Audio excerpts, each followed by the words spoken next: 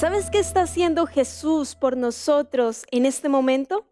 Él está intercediendo en el cielo por nosotros ante Dios en el santuario. El mismo que alguna vez tuvo su representación aquí en la tierra cuando Dios mandó al pueblo hebreo a construir un santuario conocido como tabernáculo. Te invitamos a abrir la Biblia y aprender algo más sobre este trascendental tema de las Sagradas Escrituras a través del pastor Joel Sandoval. Bienvenidos a Tiempo de Paz.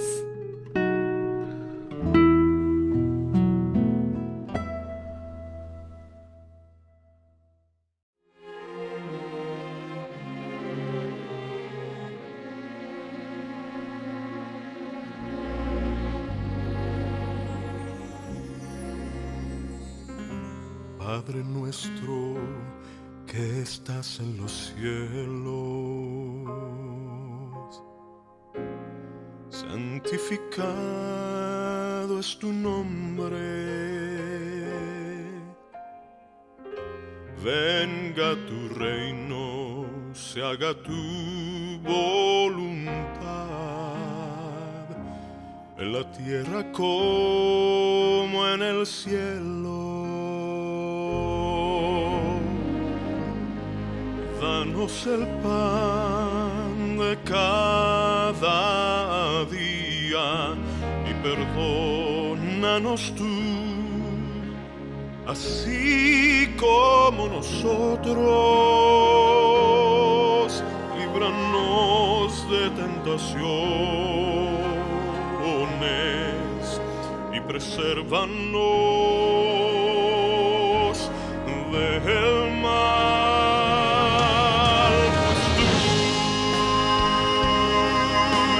El reino y tuyo el poder y toda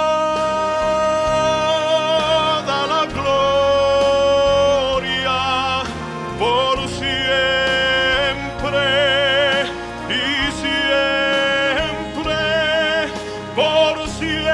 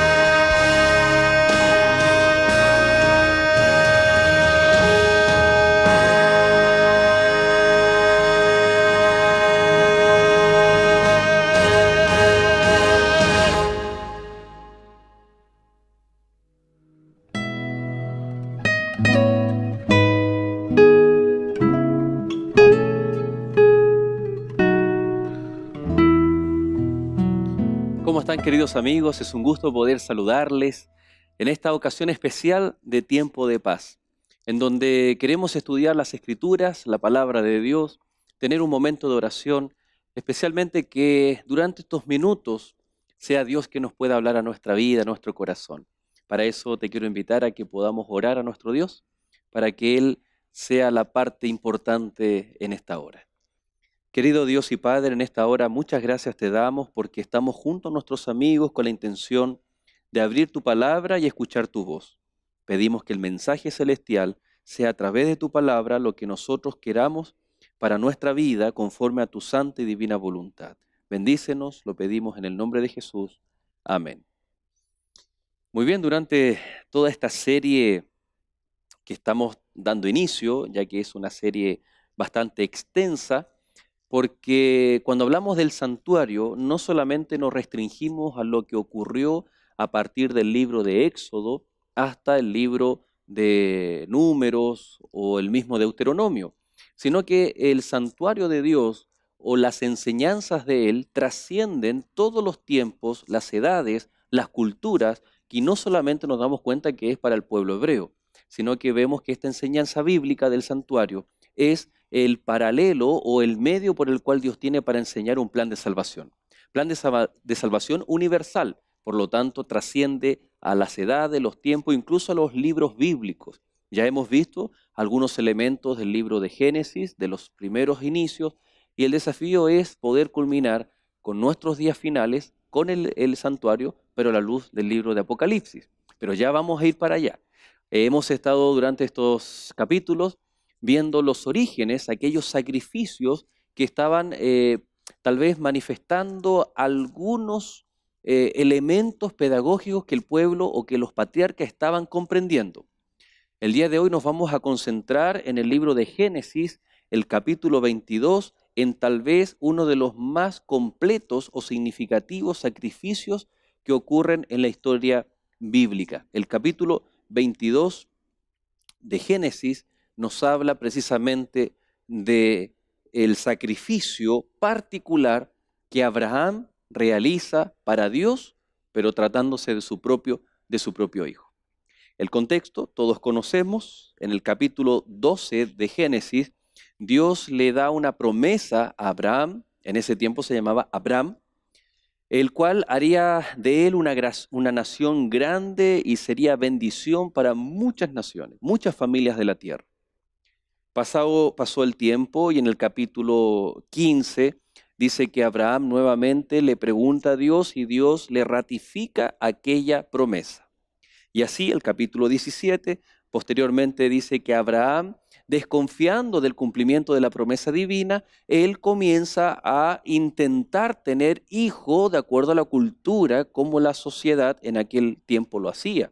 Si la esposa era estéril, no podía tener hijos, entonces podía tomar a la criada de ésta para que le diera descendencia. Y fue así como nació Ismael, porque Abraham se llegó junto a la criada de su esposa, Agar, pero no era el hijo de la promesa, no era aquella descendencia de la mujer que iba a permitir la llegada del Mesías. Y pasan los capítulos y pasan los años y Abraham junto a Sara no aún tenían hijos. En el capítulo 18 Dios le ratifica y le dice, mira, de ti saldrá el hijo y además de Sara. O sea, le estaba diciendo que claramente Ismael no era el hijo prometido.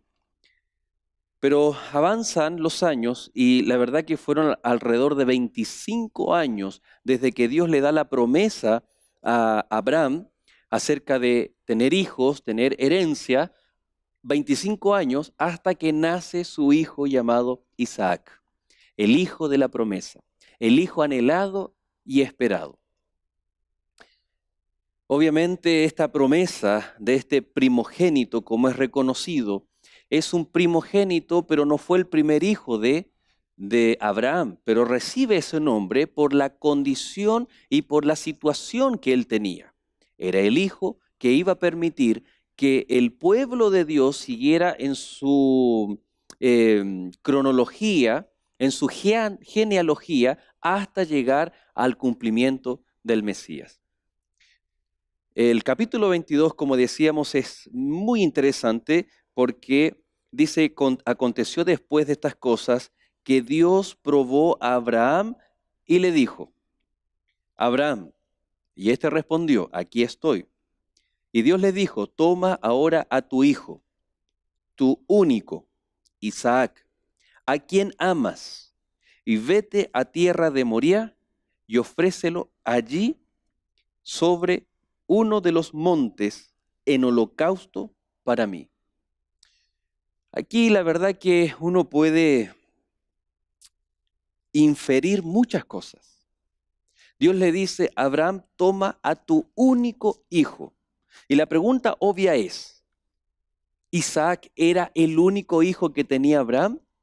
Claro que no, porque antes había tenido a Ismael, fruto de la relación con Agar, la criada de Sara, su esposa. Pero la palabra único no es solamente para designar o identificar a un hijo único, al único hijo nacido. En este contexto, Dios va mucho más allá. Es el único capaz de cumplir la promesa. Es ese eslabón de una cadena que va a culminar con la llegada del Mesías Cristo Jesús. Por lo tanto, esa palabra único ya está asemejándose al unigénito Hijo del Padre, Hijo de Dios, quien es Cristo Jesús, el cual también es llamado del primogénito de Dios y no tiene nada que ver con que Dios, todos somos sus hijos y el primero de los hijos o el primer ser nacido en el universo es Cristo Jesús. No, porque la Biblia dice que Isaac era el único hijo de Abraham, pero en el contexto del cumplimiento de la promesa. Cuando la Biblia dice que Cristo Jesús es el primogénito de toda creación, significa que es el único de toda la creación capaz de dar su vida por salvación y el rescate por nosotros los pecadores. Es el primogénito, pero no necesariamente el primer nacido, porque Cristo Jesús es eterno igual que el Padre. No es que primero fue el Padre y después el Hijo en un nacimiento posterior en donde el Hijo es inferior al Padre. No, el Hijo es la misma esencia y sustancia que Dios Padre. Y luego le dice, Isaac, a quien tú amas. Es decir, era el hijo amado. ¿Será que Ismael no era amado? Es que cuando es el hijo prometido, el hijo de la promesa, entonces era el hijo amado. Y luego el Señor le dice, vete a tierra de Moriah y ofrécelo allí en holocausto sobre uno de los montes que yo te diré. Es interesante que la instrucción, el sacrificio, el holocausto se podría haber hecho en cualquier lugar. Para Dios, mientras hubiese un altar y la actitud del adorador, no había problema en cualquier lugar. Pero aquí había una intencionalidad de parte de Dios también. Dice que vete a la región o la área de Moriah, al monte que yo te voy a mostrar. Un monte en especial. Y vas a realizar allí un holocausto. La palabra holocausto, más adelante, los capítulos posteriores, vamos a detenernos exclusivamente a estudiar los tipos de ofrenda y cuál es el significado. Tal vez para nosotros hoy, porque si bien hoy en día no practicamos esos ritos o ceremonias antiguas, pero sí reflejaban la actitud del adorador frente a una ofrenda. Y el holocausto era una ofrenda completamente quemada. Era una ofrenda en donde todo era dedicado a Dios, porque habían otro tipo de sacrificios en donde parte quedaba para el sacerdote y yo podía volver a casa también con parte del sacrificio. Pero el holocausto era todo para Dios, nada era para mí.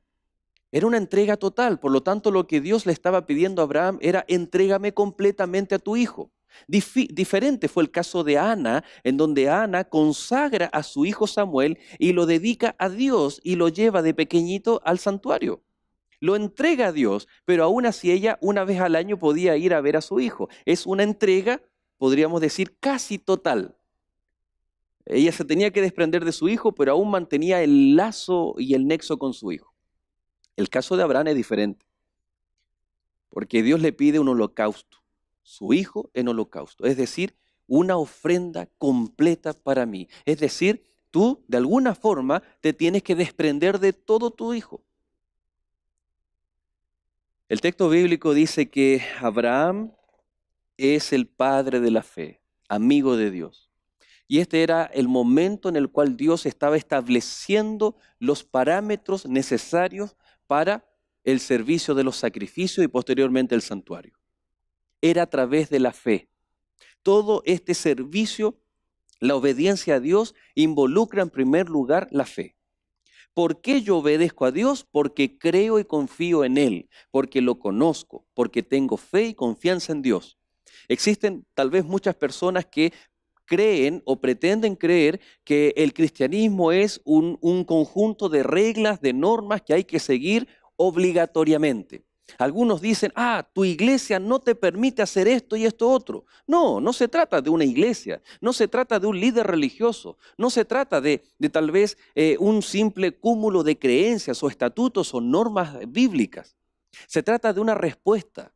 Se trata de la fe, es confiar en Dios y saber que Dios de alguna manera va a actuar. En el caso de Abraham, él sabía, porque la historia dice que iban junto con sus criados, llevaban un asno, un burro con las maderas.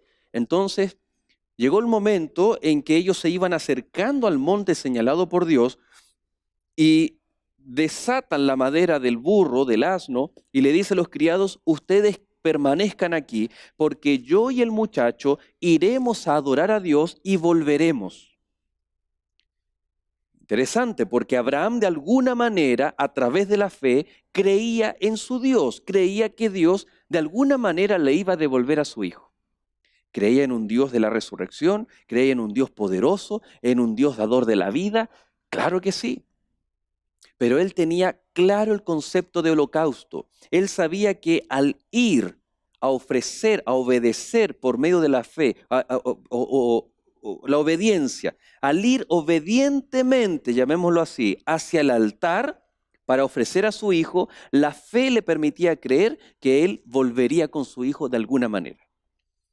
La fe, queridos amigos, está contraria un poco a lo que son los razonamientos y el porqué de todas las cosas.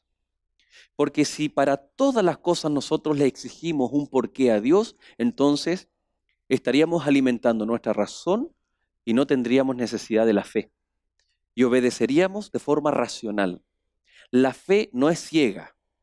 La fe está basada en el relacionamiento. Y cuando me relaciono con Dios, conozco a Dios. La fe no es ciega. La fe es saber lo que Dios es y es capaz de hacer. Su persona y su obra. Y Abraham lo sabía. La fe de Abraham lo hacía de tal manera conocer a Dios y saber lo que Dios era capaz de hacer. Y le dice a los criados: quédense aquí porque el muchacho y yo vamos a adorar y luego vamos a volver. Interesante, porque la Biblia comienza a mencionar en el capítulo 22 que Isaac le dice: Padre, aquí está la leña. El versículo 6 dice: tomó Abraham la leña del holocausto y la puso sobre Isaac, su hijo. Luego tomó en su mano el fuego y el cuchillo y se fueron los dos juntos. Y después dijo Isaac a Abraham, su padre: Padre mío, tenemos el fuego y la leña, pero ¿dónde está el cordero para el holocausto?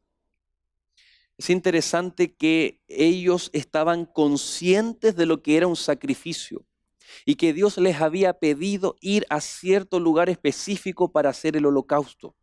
Lo que Isaac en ese momento aún no estaba entendiendo de que él era la ofrenda. Y el padre le responde: hijo, Dios proveerá el cordero para el holocausto. Y la frase clave dice: e iban juntos, mismo propósito, misma intencionalidad, la misma fe. La fe del padre es la misma fe que transmite a su hijo. El hijo pregunta ingenuamente, pero no cuestiona. Tú puedes preguntar muchas cosas a Dios, pero no cuestiones a Dios. Y dice el relato bíblico que cuando llegaron al lugar que Dios le había dicho, edificó allí Abraham un altar, compuso la leña, ató a Isaac, su hijo, y lo puso en el altar sobre la leña. Y extendió luego Abraham su mano y tomó el cuchillo para degollar a su hijo. Abraham ya era anciano, el hijo tenía más fuerza, podría haber zafado. No, padre, yo no puedo. El hijo era humilde. ¿Y sabes tú qué dice la Biblia? Entonces, cuando iba a tomar el cuchillo para degollar a su hijo, entonces el ángel de Jehová lo llamó desde el cielo y le dijo: Abraham, Abraham, no extiendas tu mano sobre el muchacho, ni le hagas nada, pues ya sé que temes a Dios por cuanto no me rehusaste a tu hijo, tu único hijo. A través del holocausto, Dios estaba probando la fe de Abraham. La salvación no es por obra, no es por lo que tú hagas o no hagas. La salvación es por medio de la fe, creer en la persona y en la obra de Cristo Jesús. Eso es fe. Pero a través de la fe nosotros podemos ser probados para que por obediencia nosotros podamos decir: yo creo en Dios, por lo tanto voy a ser obediente. ¿Cuánta gente dice que cree en Dios pero no es capaz de seguir los preceptos de Dios? ¿Cuántas personas tal vez tenemos la necesidad de decirle al Señor: Señor, yo te amo, yo quiero creer en ti, pero no estamos dispuestos a hacer lo que dice la palabra de Dios? Entonces creemos de que haciendo cosas que somos buenos, que no tenemos conflictos con nadie, somos personas buenas. Pero la única forma de ser una persona buena es creyendo en Cristo Jesús y obedeciendo su palabra.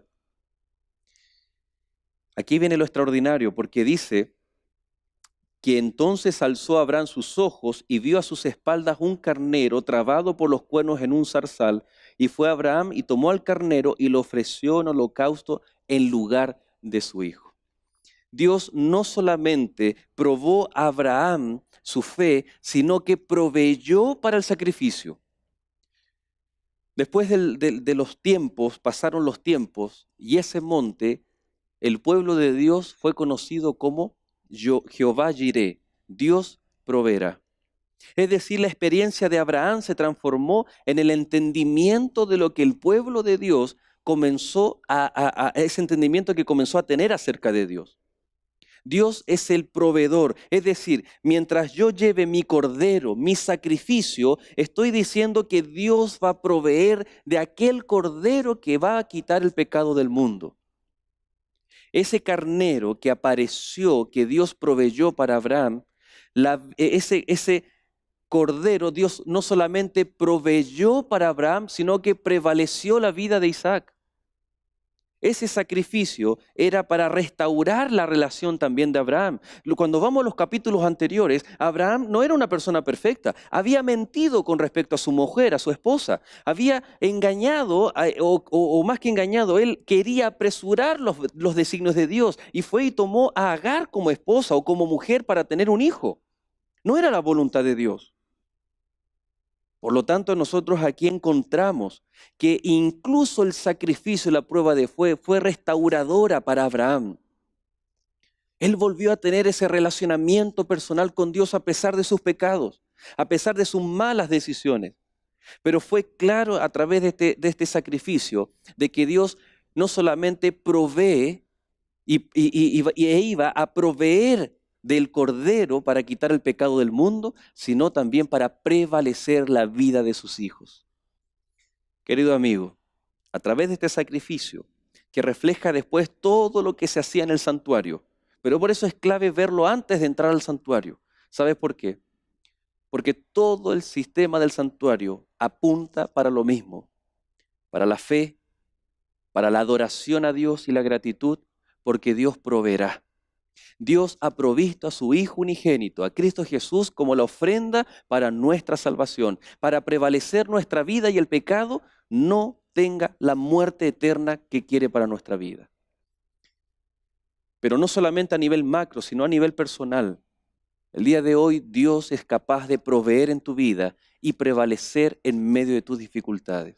Y si tú aceptas al Señor, y si tú eres una persona que quiere decir, Señor, yo considero que no tengo fe y me gustaría pedir fe para creer más en ti, para independiente si comprendo o no comprendo los problemas, el porqué de las cosas, yo quiero confiar en ti. Quiero obedecer y que mi obediencia sea fruto del amor para que tú proveas de salvación para mi vida y para que prevalezca mi vida por la eternidad. Si es así tu deseo, yo te invito a que podamos orar y entregar nuestro corazón a Dios. Querido Dios y Padre, en esta hora te damos gracias porque a través del ejemplo del sacrificio o del pedido a Abraham, nosotros vemos, Señor, una persona que no es perfecta, pero que tenía fe y confianza en ti. Ayúdanos, Señor, a nosotros a conocerte más, a relacionarnos contigo, tener fe, para que tú puedas proveer de salvación para nuestra vida. Gracias, Señor, porque el plan de salvación dice que nosotros debíamos morir, pero Cristo Jesús es la ofrenda que sustituye nuestra culpa. Él cargó nuestros pecados, nuestra culpa, y hoy podemos tener vida eterna solamente y gracias a Cristo Jesús. Oramos en su nombre y entregamos nuestra vida en el nombre de Jesús. Amén. Espero que estas palabras de vida hayan llenado de gozo y alegría tu corazón. ¿Quieres seguir aprendiendo del amor de Dios, pero no sabes cómo estudiar la Biblia por sí solo? Tenemos la solución para ti. La revista La Biblia Habla te ayudará a estudiar las Escrituras de forma sistemática, ordenada y dinámica. Llámanos a los teléfonos que aparecen en pantalla o escríbenos a nuestro correo electrónico esperanza@nuevotiempo.org y recibe gratuitamente este material. Quédate con nosotros, estás viendo Nuevo Tiempo, canal de esperanza.